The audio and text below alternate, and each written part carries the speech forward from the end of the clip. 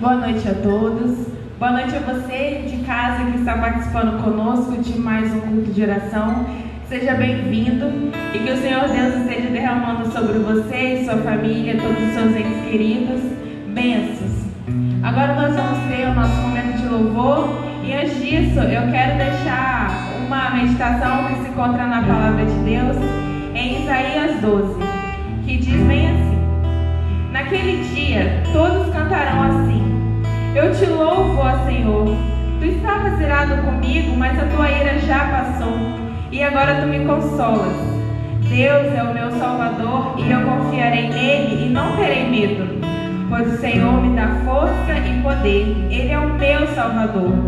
Cheios de alegria, todos irão até as fontes e beberão da água que os salvará.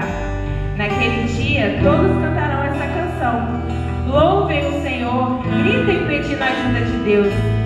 Digam a todos os povos o que Ele tem feito e anunciem a sua grandeza. Cantem hinos de louvor ao Senhor, pois Ele fez coisas maravilhosas.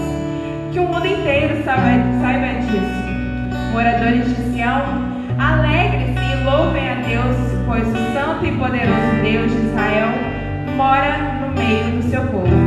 Amém. Agora te convido a estar adorando junto conosco com a canção Poderoso Deus.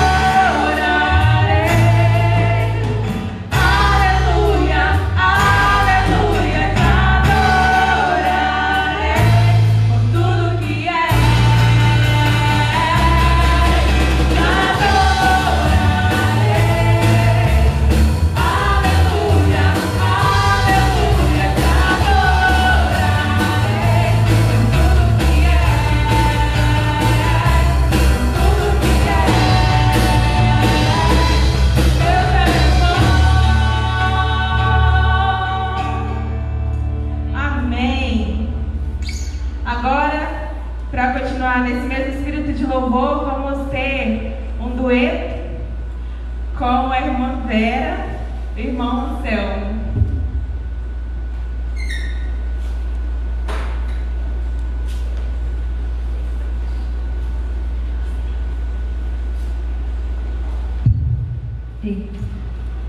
Boa noite, irmãos, a todos que estão nos assistindo.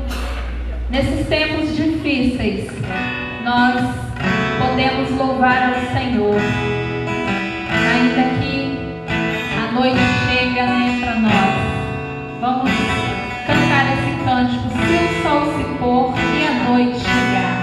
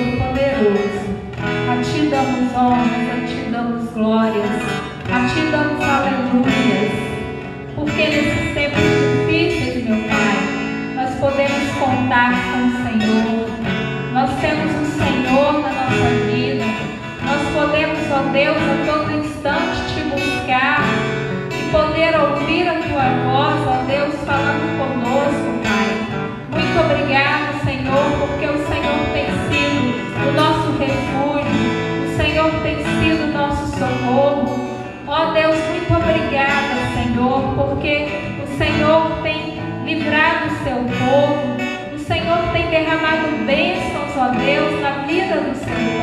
Pai. Muito obrigada, Deus, porque nós estamos aqui na Tua casa, Senhor. E através, ó Deus, da mídia, podemos, Senhor, louvar o Teu nome, prestar esse culto ao Senhor. Muito obrigada, Pai. Continue conosco, ó Pai, nos dando graça, nos abençoando, ó Deus, derramando a Sua misericórdia sobre a vida da Tua igreja, Pai. Muito obrigada, Senhor. Nós oramos assim, agradecidos ao Senhor, no nome de Jesus. Amém.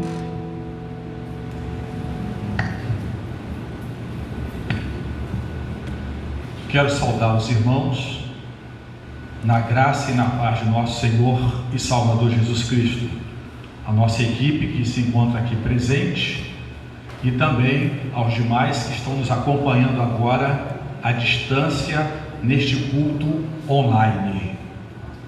E a ênfase desta noite para a nossa reflexão na palavra de Deus é olhando o invisível. Olhando o invisível. E para nossa leitura inicial, se você puder acompanhar na sua casa também, os que estão aqui presentes, 2 Coríntios capítulo 4, versículo 18, assim nos diz a palavra de Deus: não atentando nós nas coisas que se veem, mas nas que se não veem, porque as que se veem são temporais, e as que se não veem são eternas. Então devemos focar os nossos olhos, as nossas atenções para aquilo que é atemporal e não para aquilo que é temporal.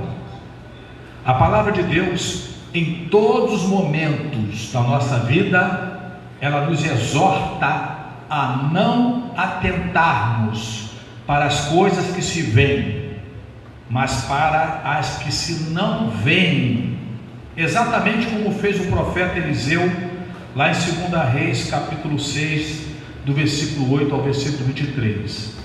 Eu gostaria de fazer esta leitura, mas é uma leitura longa, e você pode deixar aí marcada esta leitura para você fazer em sua casa, ou se você também quiser ficar com a sua Bíblia aberta e nos acompanhando. 2 Reis capítulo 6, do versículo 8 ao versículo 23. Eu vou resumir aqui rapidamente. Nesta passagem bíblica lá em 2 Reis capítulo 6, do versículo 8 ao versículo 23, vai dizer que o rei da Síria, ele fazia guerra a Israel, e o exército do rei da Síria estava em bem mais vantagem do que o exército de Israel. E o rei da Síria, ele se reunia com seus conselheiros para tomar uma ideia, uma decisão de como poderia fazer uma emboscada com o rei de Israel e o seu exército. E aquilo que ficava decidido lá entre eles, Deus, através do Espírito Santo, lá em Israel, dizia para Eliseu aonde é que o rei da Síria estava, assim, com aquele plano de emboscar o exército de Israel. E aí Deus falava para Eliseu, e Eliseu, por sua vez, mandava um recado para o rei de Israel, dizendo para não ir por esse ou por aquele lugar. Nós não sabemos quantas vezes isso aconteceu, mas diz a Bíblia que isso aconteceu várias vezes. E o rei da Síria, então, assim, ele ficou alarmado com isso. Ele ficou revoltado. Ele queria saber quem entre os conselheiros dele que estava levando as informações para o rei de Israel. E aí um dos súditos do rei da Síria disse assim: olha, não tem ninguém aqui entre nós falando para o rei de Israel o plano do Senhor. É que lá eles têm um homem de Deus chamado Eliseu, e tudo aquilo que o Senhor pensa, tudo aquilo que o Senhor fala até em secreto, sozinho no seu quarto, esse Deus ouve o que o Senhor fala, e ele então diz a Eliseu, que está lá em Israel, e Eliseu, por sua vez, dá a informação para o rei de Israel. A arma secreta de Israel é este homem de Deus chamado Eliseu.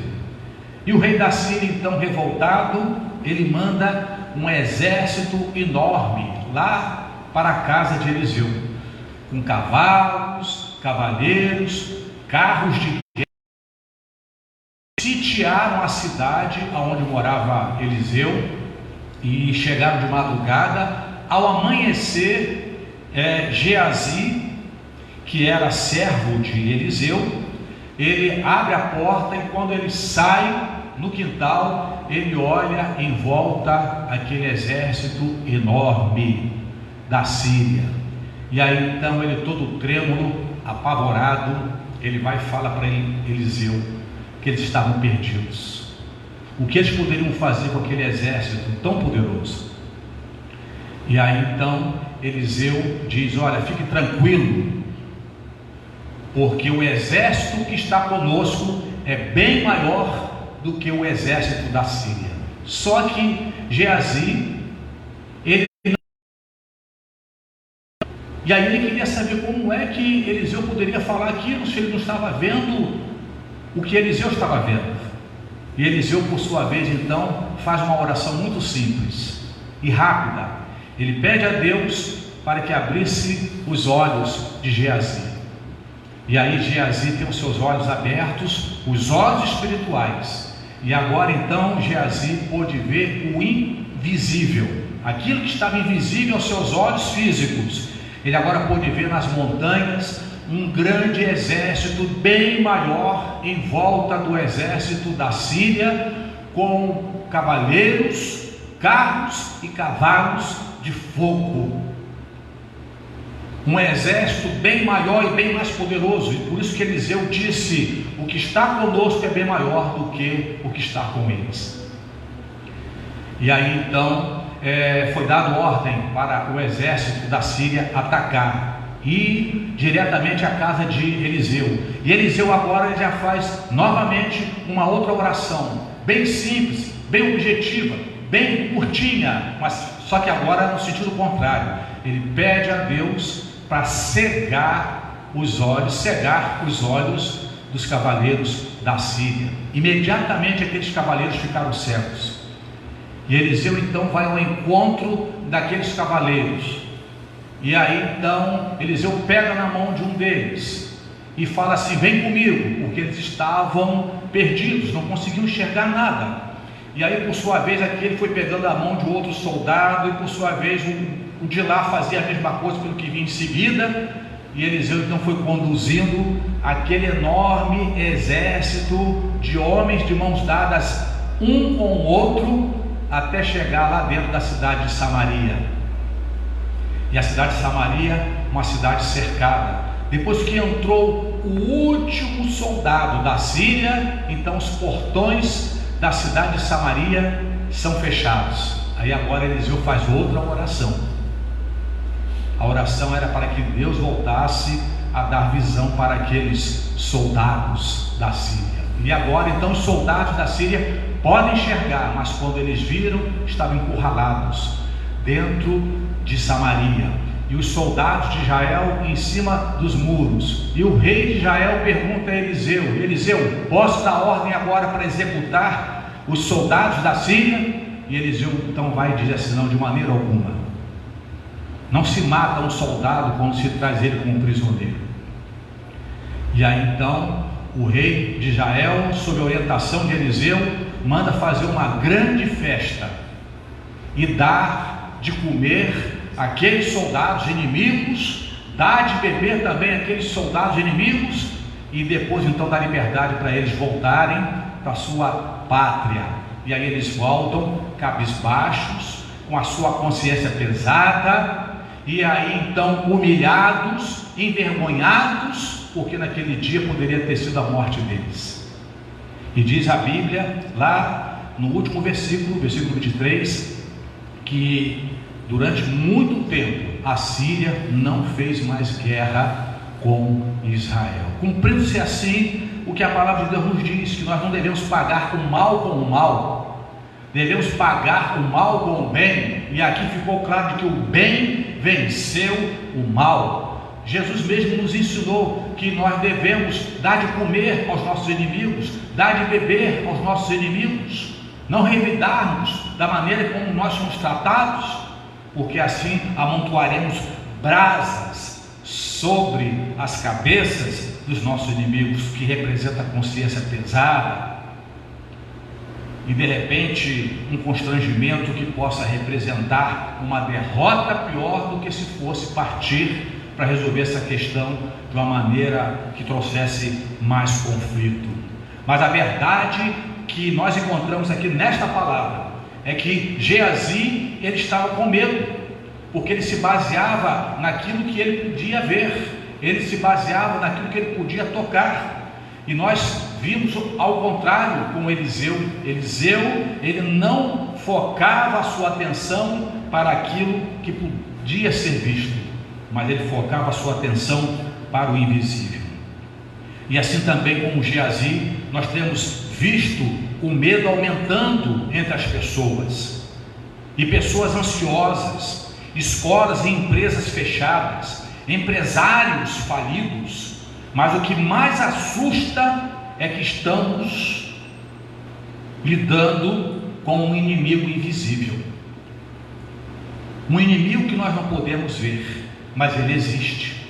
Está botando pessoas doentes, está botando pessoas entubadas, está levando pessoas ao óbito, apesar de algumas também serem contaminadas por este inimigo, serem assintomáticas, mas este inimigo existe. E segundo a Bíblia, há também um mundo invisível ao nosso redor. E o episódio que nós acabamos de citar em 2 Reis, capítulo 6, do versículo 8 ao versículo 23, é a prova bíblica disto. E assim como foi no episódio de Eliseu, há 3 coisas que não conseguimos ver, mas que estão sempre presentes. E aquela realidade de Eliseu é uma prova para nós nesse sentido. Primeiramente, algo que nós não podemos ver, mas que está sempre presente, algo ou alguém, a presença de Deus. A presença de Deus. Geazi, servo de Eliseu, ele entrou em pânico porque só via os soldados inimigos, mas Eliseu orou para que Deus abrisse seus olhos, e subitamente ele viu o exército dos anjos de Deus ao lado deles. Deus, o Todo-Poderoso, estava o tempo todo com eles, embora ele não podia ser visto por Geazi, a não ser por Eliseu. Eu até tenho para mim que para Eliseu isso não faria diferença, ele ver ou não. Para mim, com certeza Eliseu, ele tinha tranquilidade, porque ele sabia que Deus, apesar de não poder ser visto, estava o tempo todo com eles. E essa é a nossa certeza também nesta noite. Se não é a sua, precisa ser a partir de agora. Deus não precisa estar se manifestando de uma forma extraordinária, porque parece que tem crentes que querem viver só de overdose espiritual. Deus tem que falar alguma coisa, tem que ter uma visão, tem que ter um sonho, tem que ter uma revelação extraordinária. Será que o fato de nós sabermos de Jesus Cristo ter dito, eis que estarei convosco todos os dias até a consumação dos séculos, não é o suficiente? Precisamos crer na palavra. Crer na palavra. Jesus Cristo não prometeria algo para depois não cumprir. Jesus Cristo não cumpriria algo apenas para amassagear o nosso ego, para nos iludir. O homem pode falhar na sua palavra, mas Deus não falha nunca na sua palavra. Deus não é homem para mentir. Jesus disse, eu sou a verdade. Jesus não mentiria prometendo estar conosco todos os dias, para depois não cumprir, porque então ele não seria verdade. E além de ele ter prometido que estaria conosco todos os dias, ele prometeu também que não nos deixaria órfãos em nenhum momento, porque a palavra órfão está associada ao abandono, pessoa desprotegida, pessoa que não recebe nenhum cuidado. Então nós temos a proteção, nós temos o cuidado de Jesus, nós não precisamos ver. Só o fato de ele ter prometido que estaria conosco, e ele está conosco. E para Eliseu, o que eu entendo, isso não faria diferença para ele. Faria diferença para Geazi. E por isso então foi atendido a sua oração. Podemos não ver, mas Deus está presente aqui conosco, porque Ele é onipresente em todo o tempo, assim nos diz a sua palavra. O salmista, no Salmo 139, versículos 7 e 8, ele assim afirma: para onde me irei do teu espírito? Ou para onde fugirei da tua face? Se subir ao céu, lá tu estás. Se fizer no inferno a minha cama, eis que tu ali estás também. E assim como nós citamos, e agora vamos repetir, Mateus 28, versículo 20, na pessoa de Jesus, Deus disse aos discípulos: e eis que estou convosco todos os dias, até a consumação dos séculos. Portanto, abra os olhos do seu coração. Abra os olhos do seu coração com a lente de Deus que está em Jesus Cristo. Comece a ver Deus claramente a partir de hoje. Abra os olhos do seu coração. E outra coisa também que nós podemos sair daqui com toda certeza, que nós não podemos ver, mas podemos ter a certeza de que está presente conosco, é a proteção de Deus. A Bíblia nos diz, lá no Salmo 34, versículo 7, o anjo do Senhor acampa-se ao redor dos que o temem e os livra. Você, meu irmão, é temente ao Senhor? Você, minha irmã, é temente ao Senhor? Esta promessa é para você. E Deus lhe prometeria algo para depois não cumprir? Do Gênesis ao Apocalipse, em nenhum momento Deus quebrou a sua promessa. Você vai ser o primeiro, meu irmão. Você, minha irmã, vai ser a primeira na lista de Deus. Alguém que Ele não cumpre o que promete. E foi exatamente isso que Eliseu viu da sua janela. Ele não só viu um anjo, mas ele viu uma quantidade inumerável de anjos. Deus removeu o véu e permitiu que Eliseu visse um exército espiritual de anjos, montados em carros de fogo, acampados em torno do exército inimigo. O exército inimigo da Síria chegou lá de madrugada, para quando amanhecesse, todo o exército já estivesse em torno da cidade onde morava Eliseu. Mas o exército do Senhor já estava lá muito antes disso. Creia nisto. Em tempos perigosos como o que vivemos agora, tenhamos a certeza de que há anjos de Deus nos cercando. Anjos de Deus estão nos protegendo, lembrando que Deus é mais poderoso do que qualquer inimigo que possamos enfrentar, seja um inimigo visível ou seja um inimigo invisível. Deus pode impedir que qualquer mal ou desastre aconteça conosco. Mas infelizmente nós vivemos em um mundo caído, onde temos livre arbítrio, e esse que é o grande problema. Não fazemos o uso devido do livre arbítrio. Precisamos urgentemente nos rendermos a Deus para fazermos o uso devido do livre arbítrio. Em 2 Crônicas, capítulo 7, versículo 14, diz: e se o meu povo, que se chama pelo meu nome, se humilhar e orar, e buscar a minha face, e se converter dos seus maus caminhos, então eu ouvirei dos céus, e perdoarei os seus pecados, e sararei a sua terra. Nós encontramos aqui promessas infalíveis da parte de Deus. Quando Deus promete: eu ouvirei dos céus, perdoarei os seus pecados e sararei a sua terra. Com certeza, da parte de Deus, Ele nunca vai quebrar a sua promessa. Só que esta promessa está condicionada à nossa decisão, à nossa atitude, com o nosso livre-arbítrio. Porque Deus promete ouvir dos céus, perdoar os nossos pecados, sarar a nossa terra, sarar o nosso Brasil, sarar a nossa nação, trazer a cura para a nossa nação, mas condicionada a o povo de Deus chamar pelo nome do Senhor, se humilhar diante dele, orar e buscar a sua face. O povo de Deus precisa também se converter dos seus maus caminhos. As promessas de Deus estão condicionadas aí às nossas ordens, ou a nossa obediência às ordens do Senhor.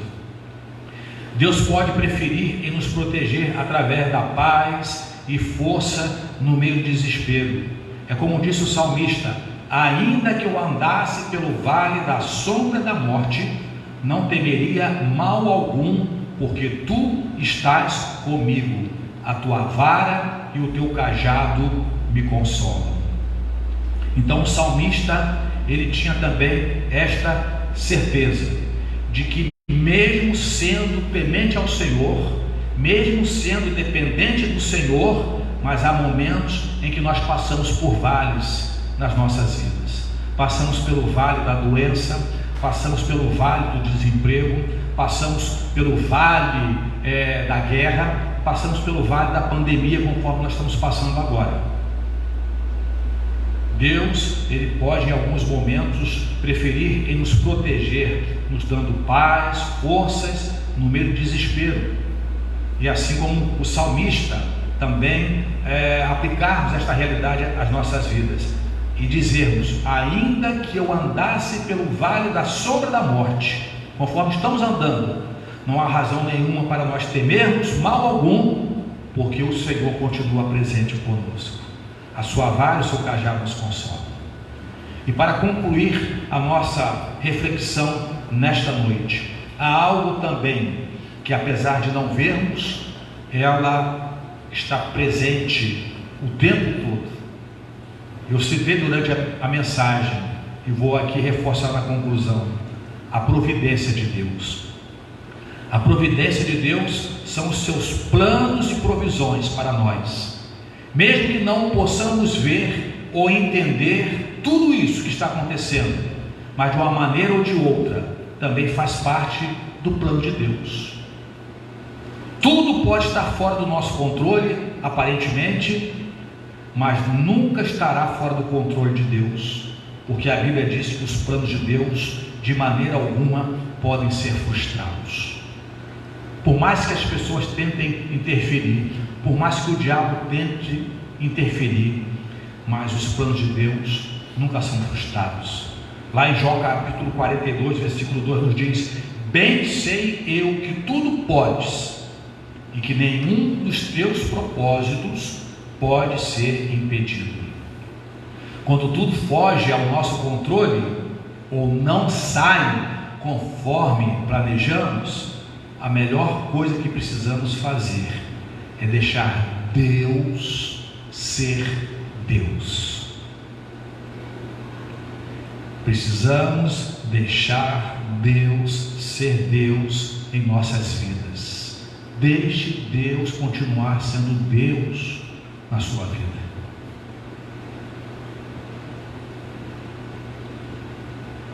Em Romanos capítulo 8, versículo 28, nos diz que todas as coisas contribuem juntamente para o bem daqueles que amam a Deus, daqueles que são chamados segundo o seu propósito. Então, alinhemos nossas vidas aos planos de Deus. Nada fugiu ao controle de Deus. Tudo isso que está acontecendo, o que por detrás há da parte de Deus para as nossas vidas.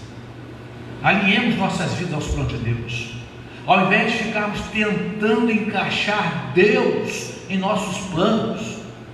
Às vezes nós até orando de uma tal forma, pedindo a Deus que praticamente Ele tem que fazer do jeito que a gente quer, do jeito que a gente deseja, do jeito que a gente está pedindo, que quase que deixa de ser pedido e passa a ser uma imposição para Deus. E mesmo orando bem intencionalmente, na verdade o que nós estamos procurando fazer é encaixar Deus nos nossos planos. Precisamos parar de tentar encaixar Deus em nossos planos. Encaixemos as nossas vidas aos planos de Deus. Quero deixar ainda por último aqui Jeremias 29, versículo 11. Assim diz o profeta: porque eu bem sei os pensamentos que tenho a vosso respeito, diz o Senhor, pensamentos de paz e não de mal, para vos dar o fim que esperais. Você quer algo? Deus quer muito mais. Você já visualizou o que é bom? Deus tem algo muito melhor do que isso. Não devemos nos contentar com o bom. O bom é inimigo do melhor, e o melhor está com Deus. Abra os seus olhos espirituais através de Jesus Cristo e atente para o invisível, conforme disse Paulo escrevendo a sua segunda epístola em Coríntios 4:18, quando nós lemos lá no início: não atentando nós nas coisas que se veem, mas nas que se não veem, porque as coisas que se veem são temporais, e as que se não veem são eternas. Que Deus assim possa abençoar grandemente a sua vida, a minha vida e a vida e as vidas de todos nós que aqui estamos. Amém.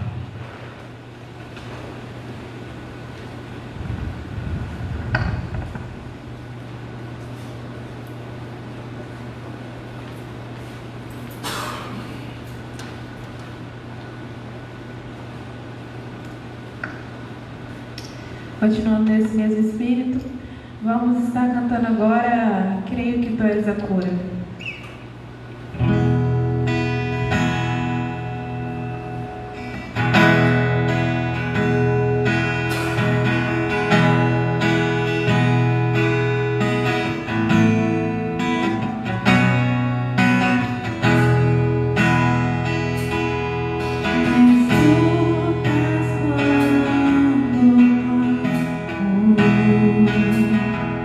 E acalma meu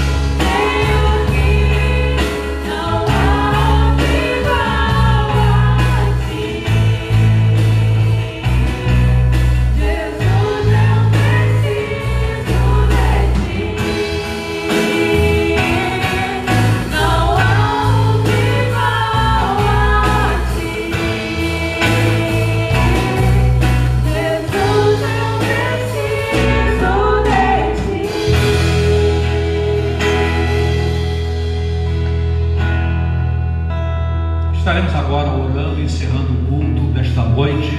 Agradecemos a participação de todos. E agora você em casa também, coloca diante do Senhor, nos acompanhando nesta oração, as suas questões. Se você tiver nomes para essas questões, então coloque esses nomes agora diante de Deus.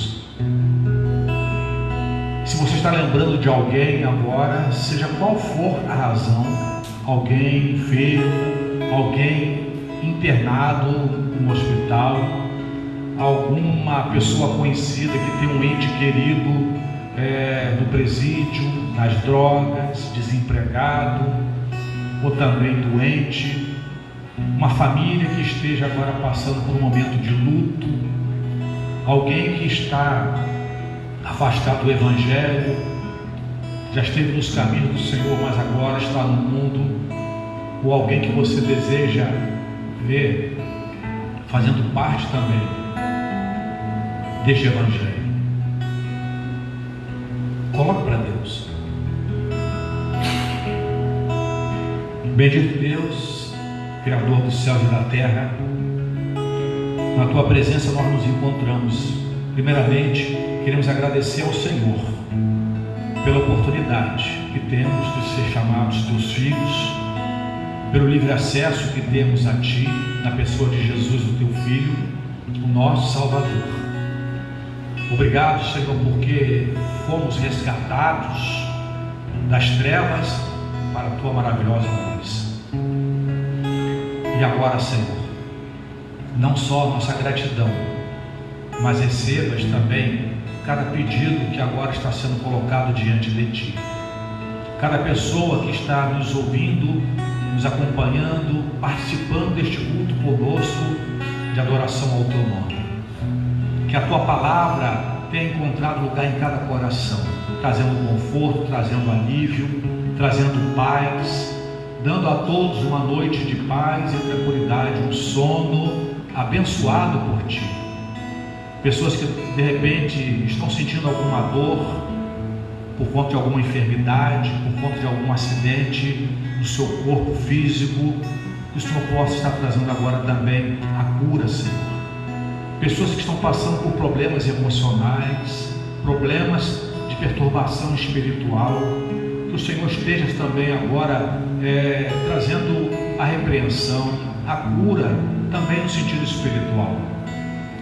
E estejas, ó Pai, com cada nome que está sendo lembrado agora, em cada uma das realidades que possam ser lembradas neste momento. De repente, pessoas desempregadas, passando por crises financeiras, por crises conjugais, familiares, com os filhos e demais parentes, com vizinhos, aqueles também que estão enfraquecidos na fé, que o Senhor possa assim trabalhar as circunstâncias de tal forma que também estes venham a se despertar. Colocamos para o Senhor os enfermos, que aqui foram anotados os nomes no dia de hoje, por parte da irmã Olívia, os seus parentes, membro aqui da nossa igreja, a Letícia, que também pede oração, por uma família querida, e também lembramos, ó Pai, dos demais enfermos da nossa igreja, que o Senhor esteja abençoando a vida de cada um dos Teus filhos, não deixando faltar o pão de cada dia e as provisões necessárias para o tratamento, para o cuidado. E também pedimos, ó Pai, por aqueles que estão agora passando pelo vale do medo, por conta de tudo isso que vem acontecendo no Brasil e no mundo. Pedimos ao Senhor, cures a nossa nação, cures, ó Pai, o Brasil, libertes o Brasil, ó Pai, em nome de Jesus, abençoando, tocando nos corações e despertando a visão dos nossos governantes, trazendo harmonia, Senhor, entre os poderes que governam esta nação. Nós pedimos por Teu povo, por Tua igreja sobre a face da terra, por cada pastor, por cada missionário. É o que eu peço e agradeço, no nome santo e precioso de Jesus. Amém, Senhor.